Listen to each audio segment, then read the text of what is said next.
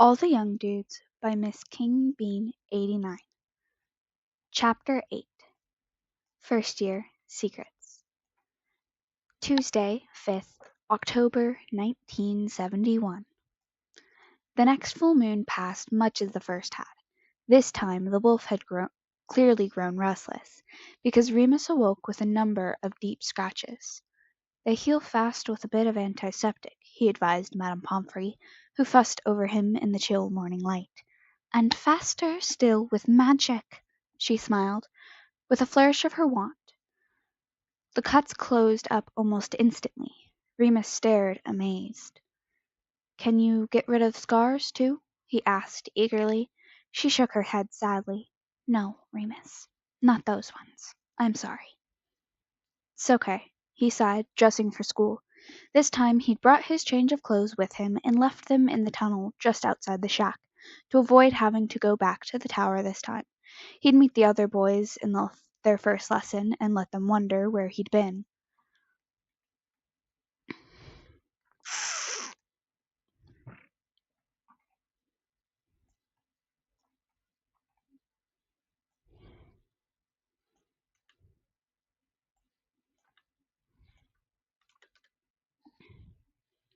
You don't have to go to school today, Madame Pomfrey was saying. Not if you're too tired. I can write you a note. I want to go, he replied. It's not that bad, honestly. Pomfrey looked at him with serious eyes. Not that bad for now. I'm afraid the transformations may start to take their toll as you grow up. Have you looked after other kids like me then? He'd been wanting to ask this for ages, but wasn't sure how. No, dear. You're the first Hogwarts student that I've known who's been bitten. She accepted gratefully. But I promise, I know what I'm doing. I've done plenty of reading on the subject. You mean there's books? About people like me? Well, yes. She sounded surprised. She sat down on the bed as he finished dressing. You can borrow one of them, if you like. He thought about it, then shook his head.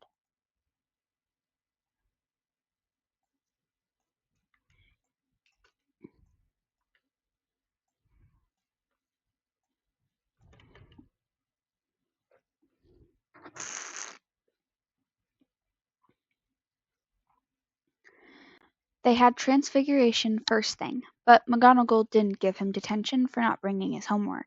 She had obviously decided to be more lenient around the full moon. She did make him promise to bring it next time, and he agreed, hoping he sounded sincere. James, Sirius, and Peter spent half the lesson trying to get his attention, but he steadfastly ignored them until McGonagall threatened to separate all four of them.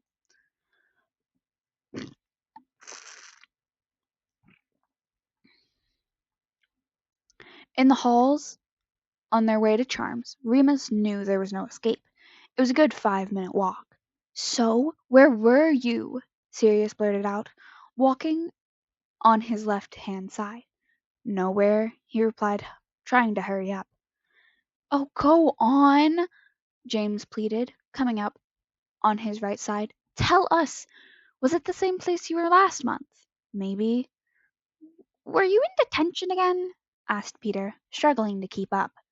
Remus cursed himself for not having thought of that. Detention would be the perfect cover. Nope. Then where? Watch it, Half-Blood.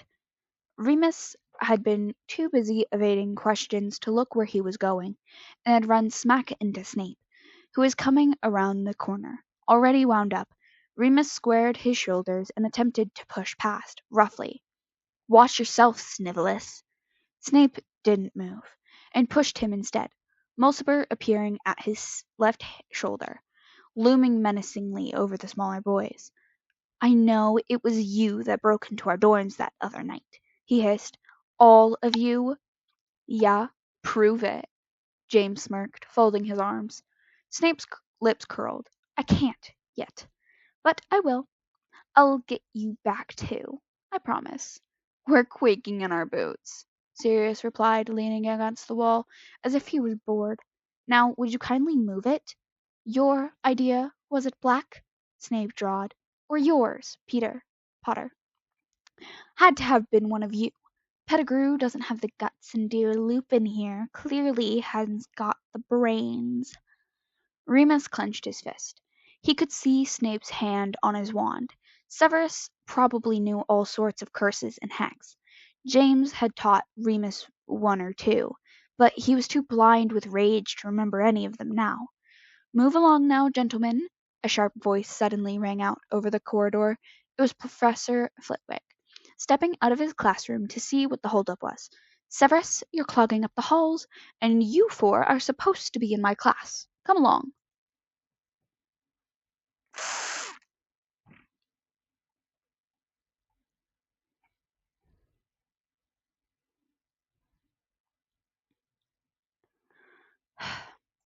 Remus felt overheated and agitated for the rest of Charms, which was usually his favorite lesson.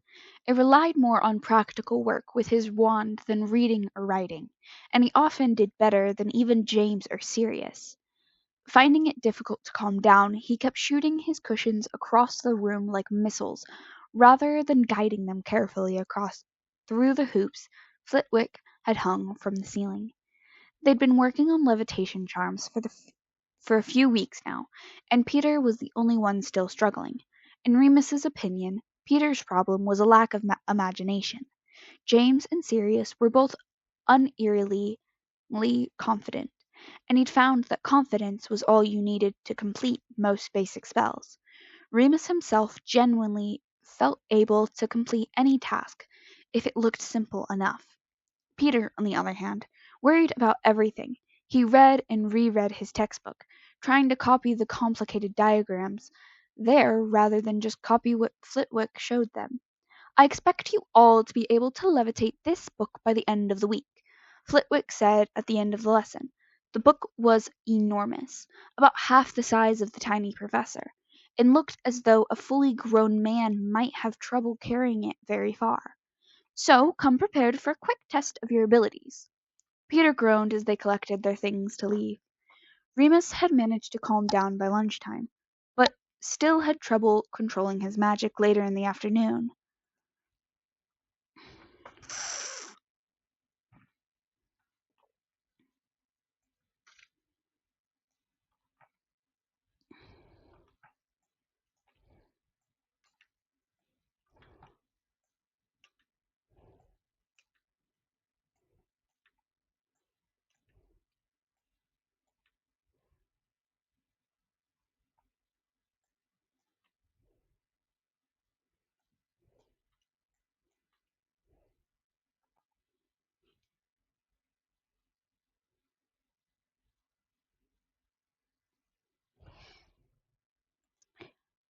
And was glad that they only had herbology and history of magic. He wondered whether it was his temper, which had always been short, or whether it was the full moon. He always had a lot of energy after a transformation, even before he knew he could do magic. Now his wand buzzed in his hand like the static in a TV reel. He tried a quick Lumos, hiding in a toilet cubicle between lessons, and nearly burnt his retinas out. Perhaps the book Madame Pomfrey had mentioned might tell him more about it, but he'd never know now. There might be other books in the library, but he hadn't checked. He knew the word well enough, and could spell it out if he concentrated hard, but he didn't dare. Remus lived in fear that if he wrote it down, or said it out loud, then somehow everyone would find out his secret, and it was just better to keep stuff like that in your head.